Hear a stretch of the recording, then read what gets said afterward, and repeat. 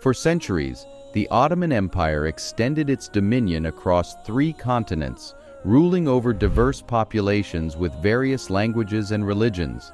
Among their renowned warriors were the Janissaries, an elite infantry and cavalry force that also held influential bureaucratic positions. The Janissaries played a significant role in both the rise and fall of the empire. The formation of the Janissaries took place during the early days of the Ottoman Empire, when they served as a small unit of archers responsible for safeguarding the Ottoman sultans. Interestingly, these early Janissaries were actually Christian slaves and prisoners of war who were coerced into service. Byzantine soldiers were initially captured and later joined by additional slaves acquired during military campaigns or purchased from slave markets. These individuals were selected based on their physical fitness. Historically, it was not uncommon for ancient kings, pharaohs, Roman emperors, emirs, and caliphs to rely on captured enemy combatants, foreign mercenaries, and slaves as their bodyguards. By choosing individuals unfamiliar with the local language and customs, they minimized the risk of palace intrigue and ensured loyalty to the ruling class rather than the interests of the common people. Consequently, serving in a royal bodyguard unit offered high prestige and a favorable quality of life. However, the early Ottoman sultans desired to enhance and centralize their military power. Since the semi-autonomous feudal Turkish cavalry formed the backbone of the early Ottoman armies, but lacked unwavering loyalty to the Sultan, a counterbalance was needed. This led to the transformation of the Janissaries from a mere bodyguard unit into a formidable army, with 2 primary objectives: increasing the total number of troops and improving their quality. To achieve these goals, the recruitment system underwent a radical overhaul.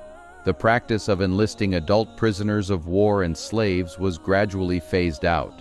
Instead, every 5 years, a representative of the Sultan journeyed to the Balkans and collected a human tax. 1 child from every 40 Christian rural households over the age of 8 was taken to be raised by a Muslim family and trained as a Janissary.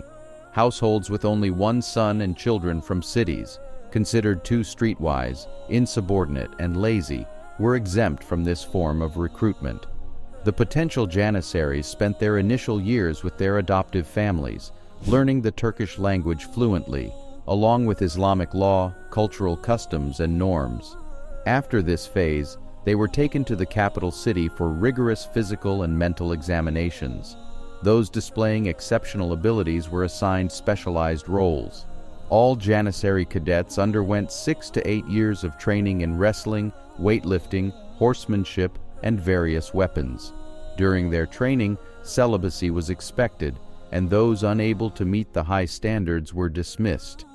Upon completion of their training, typically in their early 20s, the cadets became full-fledged Janissaries, having undergone a comprehensive indoctrination process that solidified their loyalty to the Sultan. The Sultan referred to them as "my sons," and each night, while the Sultan slept, 5,200 Janissaries did the same on the nearby floor. Although technically considered slave soldiers and property of the Sultan, the Janissaries enjoyed a significantly higher social status compared to other slaves and the majority of freeborn Ottoman subjects. They received good pay, a generous pension upon retirement, and were provided with new clothes and uniforms at least once a year to maintain a respectable appearance. Throughout Ottoman history, many Janissaries occupied the highest positions in government, including the prestigious role of Grand Vizier, second in power only to the Sultan. What was initially seen as a form of kidnapping and a curse became viewed as a blessing by many parents, even among Muslims. Some parents began offering bribes to the recruiting officers to ensure their sons' lives as Janissaries. Joining the Janissaries provided an opportunity for social advancement and the possibility of financial support being sent back home. As the Ottoman Empire expanded, so did the ranks of the Janissaries. The small bodyguard unit transformed into a professional standing army. In the Battle of Varna in 1444, when most of the Ottoman army was on the verge of defeat, the Janissaries valiantly held their ground and turned the tide of the battle, ultimately bringing the severed head of the Hungarian king to the Sultan. Less than a decade later, the Janissaries played a crucial role in the final assault on Constantinople, the ancient Roman capital. Their determination led to the conquest of the city's walls.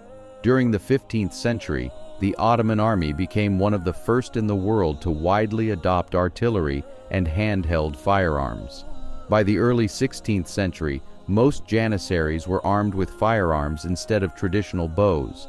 In 1594, a significant change occurred when those born as Muslims were officially allowed to join the Janissaries. This change primarily aimed to enable the sons of Janissaries to become part of the corps. Throughout the 17th century, the old practice of recruiting children from the Balkans gradually faded away, and the Janissaries moved closer to becoming a hereditary warrior elite. As their political influence grew in the 18th and early 19th centuries, their military effectiveness declined. Sultans who attempted to limit their power faced removal. In 1826, Sultan Mahmud II disbanded the Janissaries following a violent clash.